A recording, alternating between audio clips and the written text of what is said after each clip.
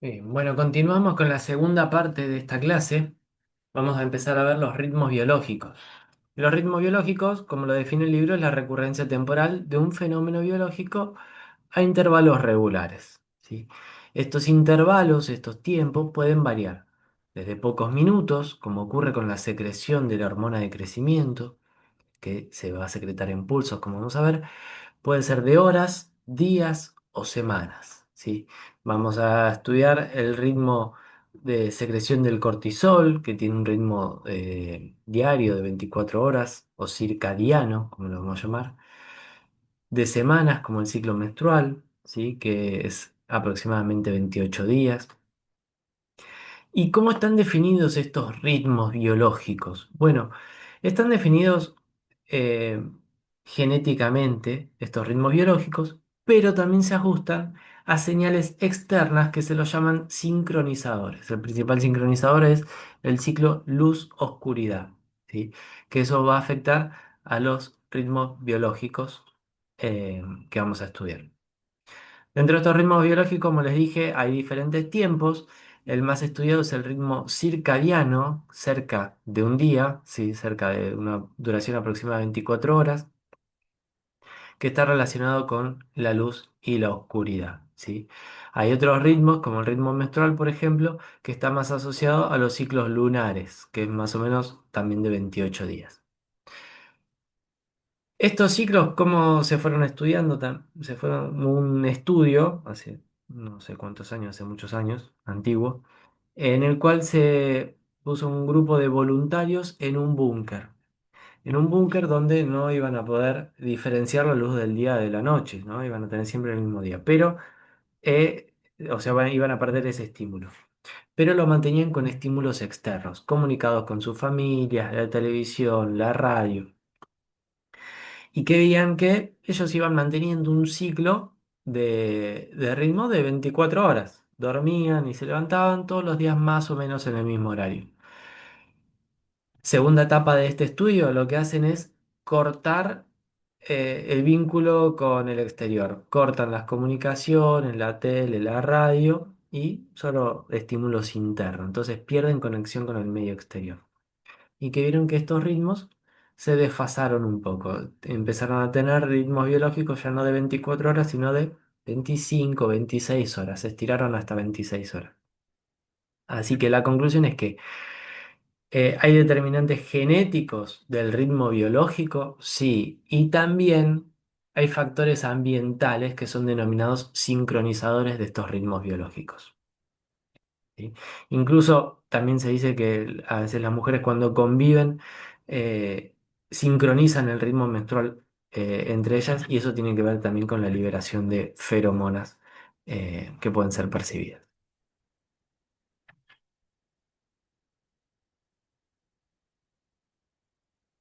¿Cómo está acá?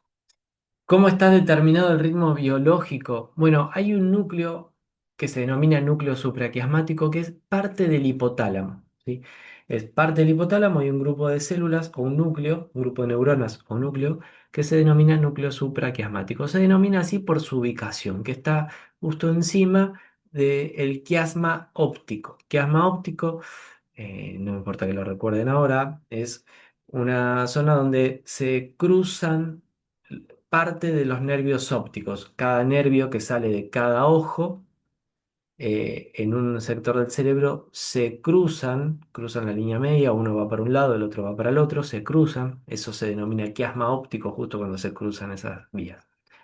No importa. Encima de ese quiasma se encuentra el núcleo supraquiasmático, que igual tiene una ubicación estratégica también porque va a estar ubicado en el tálamo y va a recibir información visual de la luz. Va a percibir la luz a través de un haz nervioso que se llama retino hipotalámico, es decir, desde la retina, que es la parte del ojo que va a captar las imágenes, la luz, en realidad, eso viaja a través del nervio óptico y a través de un haz que se llama retino hipotalámico, llega hasta el núcleo supraquiasmático. Y este núcleo supraquiasmático va a tener una relación, una función muy importante en la regulación de los ritmos biológicos. Este núcleo supraquiasmático, a su vez, está conectado con la glándula pineal. La glándula pineal es un órgano neuroendocrino, recibe información del núcleo supraquiasmático y es el que va a producir la melatonina, que habrán escuchado porque es un fármaco de venta libre a veces y que hay publicidades de esto, que es para regular el sueño. Entonces le dan melatonina, un derivado de la melatonina, melatol, que es eh, un inductor del sueño. Fíjense, bueno, la melatonina justamente, que yo les había dicho que había hormonas proteicas, de colesterol, bueno, la melatonina es una hormona que no es proteica, pero deriva de un aminoácido esencial que se llama triptófano. El triptófano es muy abundante en la leche. Y hay una parte de la sabiduría popular de antes, siempre las abuelas decían que a los nenes cuando no se podían dormir había que darle un vaso de leche a la noche y se iban a dormir más tranquilos. No sé qué tan comprobado está eso, si da efecto en serio o no, pero si uno le busca un, un fundamento biológico, quizás el triptófano, que es el muy rico en la leche, es el precursor de la melatonina, al darle grandes cantidades de este precursor, permite que la glándula pineal sintetice la melatonina. Y la melatonina cuando la libera es, entre otras sustancias, un inductor del sueño o favorece el sueño. ¿Cómo funciona estas conexiones entre el núcleo supraquiasmático, la luz, la glándula pineal, la melatonina? Bueno, durante el día el haz de luz o la información de la luz que llega a través del ojo hasta la retina, ¿sí? Envía información a través de este haz retino talámico hasta el núcleo supraquiasmático. Esto activa el núcleo supraquiasmático que va a inhibir a la glándula pineal, va a liberar un neurotransmisor, glutamato en este caso, que lo que va a hacer es inhibir a la glándula pineal. Al inhibir a la glándula pineal, esta no libera melatonina.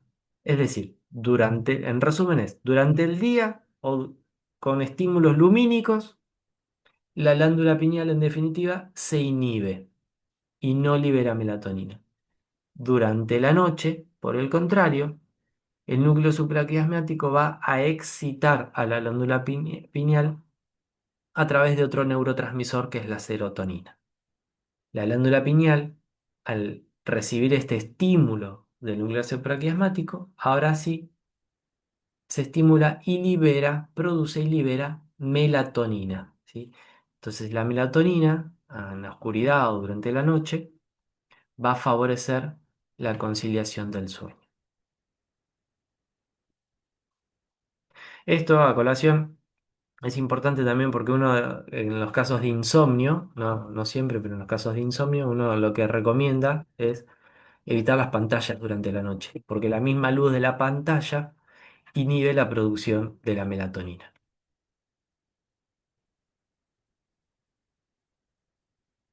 Bueno, otros ejemplos de ritmos biológicos importantes es la hormona de crecimiento. La hormona de crecimiento la producía la hipófisis y se produce en respuesta a otro estímulo que es la GnRH o hormona liberadora de hormona de crecimiento que la producía el hipotálamo.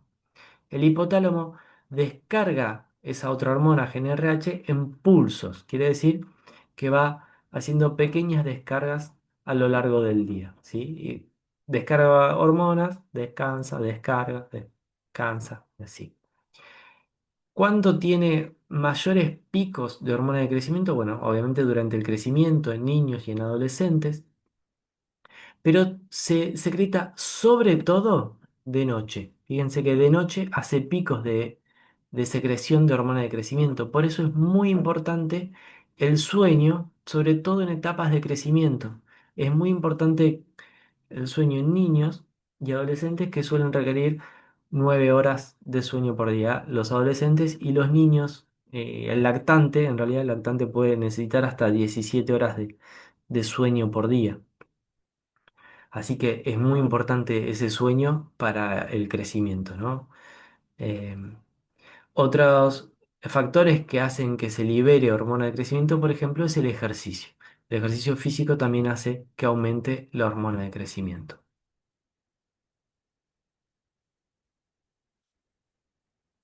Otro ritmo biológico muy conocido es el ciclo menstrual. ¿Sí? El ciclo menstrual va a estar regulado por las hormonas FSH y LH que se liberan en respuesta a GnRH, que es la que produce el hipotálamo. FSH y LH, o folículo estimulante y hormona luteinizante, son las hormonas que produce la hipófisis, la adenohipófisis. Estas en los ovarios van a producir estrógenos y progesterona. ¿Sí?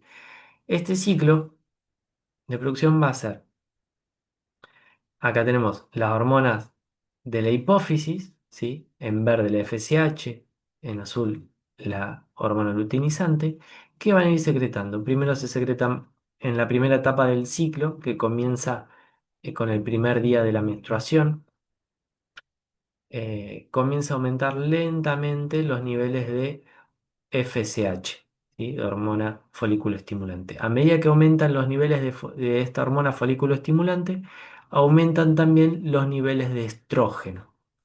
Cuando los niveles de estrógeno llegan a tener un pico alto, ese pico alto, en lugar de inhibir por feedback negativo la producción de la hormona LH, la estimula, ¿sí? Y ahí se denomina feedback positivo. Al estimular la hormona luteinizante, esta va a generar un aumento en la producción de progesterona. Y se va a producir también en este punto la ovulación, es decir, dentro del ovario se iba madurando un folículo y ese folículo, dentro de ese folículo estaba el ovocito. Cuando ese folículo termina de madurar, el ovocito se libera a la trompa de falopio y va a recorrer la trompa de falopio hasta el cuerpo del útero. Se genera una estructura en el ovario que se llama cuerpo lúteo. Este cuerpo lúteo responde a la hormona luteinizante y va a ir sintetizando progesterona. La progesterona lo que genera es un aumento del grosor del endometrio. El endometrio es la capa interna del útero. Ese endometrio se va engrosando y se prepara para un probable implante de un embrión. Si no se produce ningún implante del embrión, el cuerpo lúteo degenera, disminuyen abruptamente los niveles de progesterona y de estrógenos y el endometrio se descama produciendo el sangrado, que es la menstruación. Así comienza un nuevo ciclo. En resumen, no espero que sepan el orden de la producción de las hormonas, LH, FSH en el ciclo completo. Lo que quisiera que comprendan solamente es que responde un ciclo menstrual de aproximadamente 28. El ciclo menstrual responde a un ritmo biológico de aproximadamente 28 días, que está relacionado con la liberación de hormonas de la hipófisis FSH y LH, que estimulan sucesivamente la liberación de estrógenos y progesterona. Eso es lo que va generando cambios en el ovario con la ovulación y cambios en el endometrio. Solamente esta última parte es la que quiero que recuerden. Ritmo del cortisol. El cortisol habíamos dicho que era una hormona del estrés y que tenía muchos efectos en el metabolismo o también en el sistema nervioso central. El cortisol también tiene un ritmo de secreción y tiene un pico más alto en las primeras horas de la mañana cuando uno despierta. Eh, en ese momento es el pico más alto. ¿Por qué tiene un pico más alto? Porque supuestamente al momento del despertar uno lleva ya muchas horas de ayuno. Y el cortisol que hace es tratar de generar que haya energía disponible para el organismo. Como ya llevamos mucho tiempo sin comer, en la sangre bajan las concentraciones de glucosa. Lo que hace el cortisol es tratar de reponer la glucosa a la sangre a partir de los depósitos que tenemos en el hígado, en el tejido adiposo. Bien, entonces tenemos ahí un pico de cortisol. Ese pico de cortisol estimula la vigilia, estimula la atención, ¿sí? Estimula también la memoria, la actividad, aumenta la presión arterial, la frecuencia cardíaca, es decir, nos prepara para la actividad diaria. Bueno, como decía, es fundamental para generar energía y actividad alerta. Ahora, puede haber desfasajes en este ciclo y el desfasaje más común es el jet lag, ¿sí? Uno puede viajar, supongamos que viajamos, hacemos un viaje de estudio todos a Japón, nos vamos a Japón y ahí el horario es casi al revés que el nuestro. Entonces, cuando cada día ya de noche, vamos allá, llegamos, pensamos que tendríamos que estar llegando en horas de la mañana y sin embargo es de noche. Entonces llegamos de noche, pero nuestro pico de cortisol es alto. Por lo tanto, nos va a costar conciliar el sueño.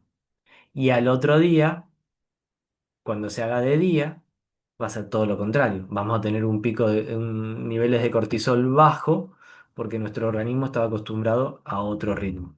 Eso se denomina jet lag y lleva al cansancio, a la pérdida de la atención durante unos días, hasta que uno se vuelve a adaptar al ritmo o al día, noche, a las horas del lugar donde uno haya viajado.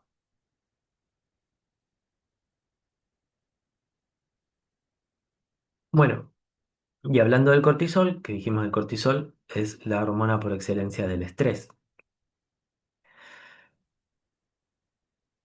El estrés y el cortisol va a facilitar el aprendizaje. ¿Por qué? Porque el cortisol facilita la excitación de las neuronas que habíamos mencionado de la corteza frontal, sobre todo la corteza prefrontal, la amígdala, el hipocampo, que son estructuras que están relacionadas a las funciones ejecutivas, emocionales y de la memoria.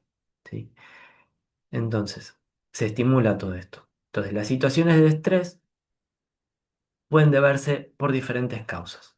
Algunas causas las podemos clasificar en físicos y psicológicos. Algunas causas físicas, por ejemplo, son el pasar frío, hambre, ¿sí? Eh, También puede haber lesiones, heridas, traumas, factores, también procesos infecciosos, ¿sí? Son todos factores que estresan al organismo, ¿sí? Alteran nuestro estado de reposo. Y otras cosas que alteran nuestro estado de reposo son los factores psicológicos, ¿no? Que pueden amenazar nuestra integridad de alguna forma. Em, Todos estos factores psicológicos van a ser procesados principalmente por la corteza eh, del cerebro, el encéfalo. Factores psicológicos, como por ejemplo situaciones ante un examen, demandas sociales, etcétera, ¿no? Casamiento, divorcio, nacimiento de un hijo, situaciones de duelo, muchas situaciones pueden generar estos estrés psicológicos.